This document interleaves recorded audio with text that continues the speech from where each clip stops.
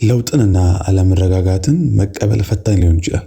ግን ለግል እድገት ጽናት ወሳኝ ክህሎት ነው። ለውጥን በብቃት ለመምራትና ለጥቅም ማዋልና የተሻለውን ለመውጣት እንድንችል የሚረዱ 10 ነገሮችን አብረን እናያለን። በህይወት የማይቀሩ ለውጦችን ወደ ድል ለመቀየር የሚረዱ 10 ጥበቦችን አብረን እናያለን። እስከ መጨረሻው መመልከት በብዙ ይጠቅማል። የመጀመሪያው ለለውጥ ያለ አስተሳሰብ። ለውጥ የማይቀር እንደሆነ ልንቀበል ይገባል።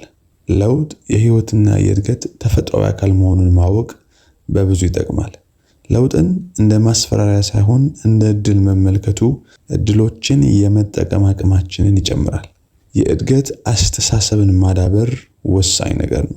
ፈተናዎች የመማሪያ እና የመሻሻያ እድሎች አድርገን ልንቀበል ይገባል። ለውጥን የመላመድ ችሎታን ማዳበር ሽግግሮችን ለስላሳ፣ ውጤታማና የተሻለ ያደርገዋል። ሁለተኛው አዎንታዊ መሆን። አዎንታዊ እንድንሆን የሚያደርገን አንዱ ነገር መቆጣጠር በምንችለው ነገር ላይ ማተኮር መቻላችን።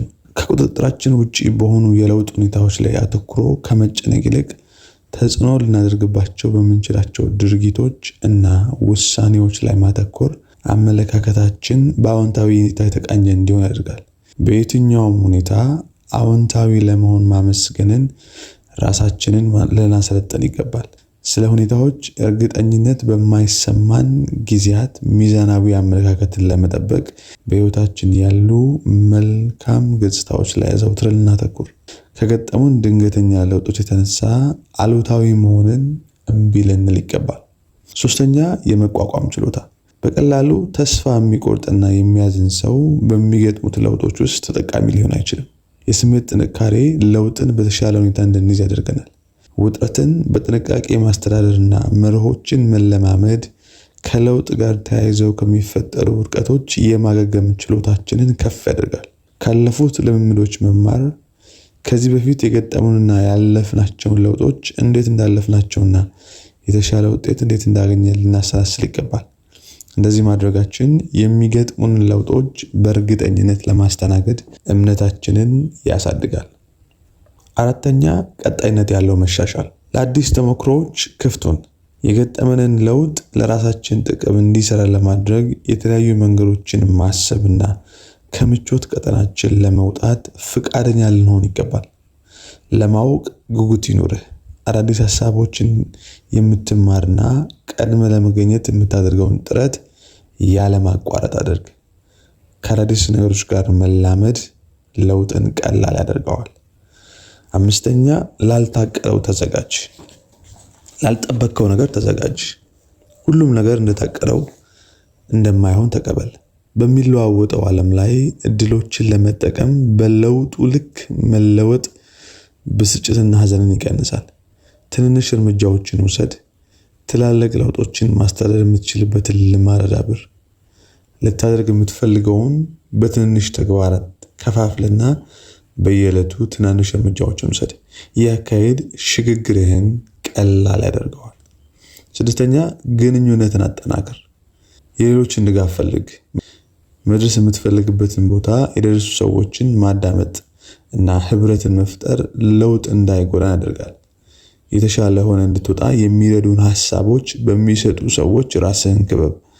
በእያንዳንዱ ሁኔታዎች ውስጥ እንድታደግ በሚያደርጉ ሰዎች ካልተከበብክ እንደ ብዙ ሰዎች ተጠቂ እንደሆንክ እያወራ ህይወትን ትመራለህ። ለመለወጥ በሚረዱ አዎንታዊ ተጽዕኖዎችን በሚፈጥሩ ሰዎች ራስን ክበብ። ሰባተኛ በብዙ አቅጣጫ የማሰብ ችሎታ። ስለወደፊቱ ከመጨነቅ ይልቅ አሁን ባለው ጊዜ ላይ አተኩር። ንቃተ ህሊና ከለውጥ ጋር የተያያዘ ጭንቀትን ለመቆጣጠር ይረዳሃል። አዘውትረህ ለማሰብና ለማቀድ ጊዜ ይኑርህ።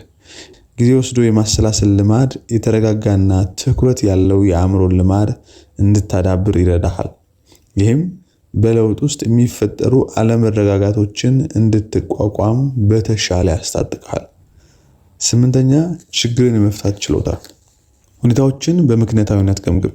ለውጥ ሲያጋጥምህ ሁኔታውን ተንትን፣ መፍትሄዎችን ለይ፣ ከዚያ ንቁ እርምጃን ውሰድ። ፈጣሪ ሁን። ከአዳዲስ ሁኔታዎች ጋር ለመላመድ አዳዲስ መንገዶችን ለማግኘት ከሳጥኑ ውጭ አስብ። እንዲሁ የምታማርርና ችግሮችን የምታጋንን ከሆነ ችግሮችን የመፍታት አቅምህ እየደከመ ይሄዳል። ስለ ችግሮች የምታለቅስ እንጂ መፍትሄ የምትፈልግ ልትሆን አትችልም። 9ኛ ረጅም አስብ። ዛሬ ላይ ሆነ ወደፊት የሚመጡ ጥቅሞችን በአይነ ህሊና ተመልከት። የገጠመ ለውጥ በረጅም ጊዜ ሂደት ውስጥ እድገትና መሻሻልን እንዴት እንደሚያመጣ አስብና አተኩረህ ስራ። ታጋሹን ለውጥን ማስተካከል ጊዜ እንደሚወስድ ተረዳ። ከመጣ ለውጥ ጋር ለመላመን ጊዜን ውሰድ። ረጅም የሚያስቡ ሰዎች ስሜታዊ ከመሆን ይልቅ ምክንያታዊ የመሆን እድላቸው የሰፋ ነው። አሁን በገጠማቸው ሁኔታ ተደናግጠው ጊዜያዊ መፍትሄ ዘላቂ ችግር የሚሆኑ ውሳኔ አይወስኑ። ስሜታዊ ሳይሆን ምክንያታዊ ሁን።